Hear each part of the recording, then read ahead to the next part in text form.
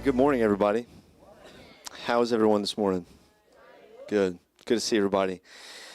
This morning we're going to open up the service by reading a good chunk of Scripture in Psalm chapter 91, verse 1 through 13. And we're reading all of this text, verses 1 through 13, because of what verse 13 says, and because of what verse 13 has to do with our sermon this morning in Acts chapter 28.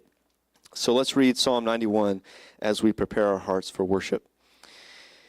He who dwells in the shelter of the Most High will abide in the shadow of the Almighty. I will say to the Lord, my refuge and my fortress, my God in whom I trust. For he will deliver you from the snare of the fowler and from the deadly pestilence. He will cover you with his pinions, and under his wings you will find refuge. His faithfulness is a shield and buckler.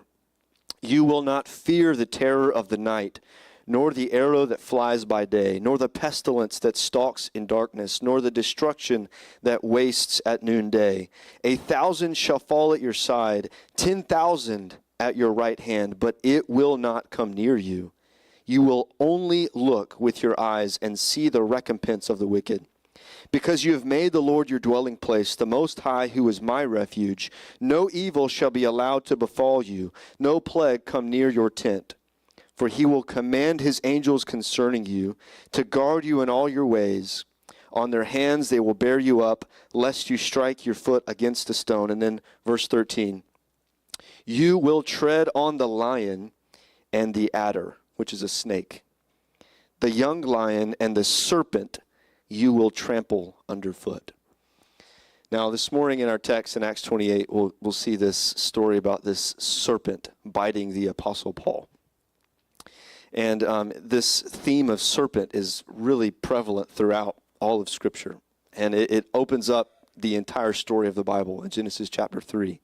When this serpent, the most cunning and crafty creature that was in the Garden of Eden, comes and tempts Eve and Adam. And we know how the story goes. They succumbed to the temptation. They sinned in the garden. And then in God's cursing of the serpent, when God came into the garden and pronounced his curse upon the serpent and Adam and Eve, in his curse to the serpent, he told the serpent, I will put enmity between you and the woman, between your offspring and her offspring.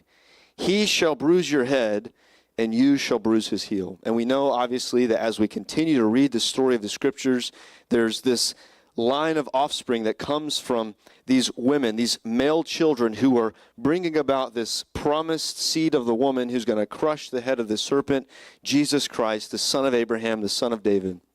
That's the story of the Scripture.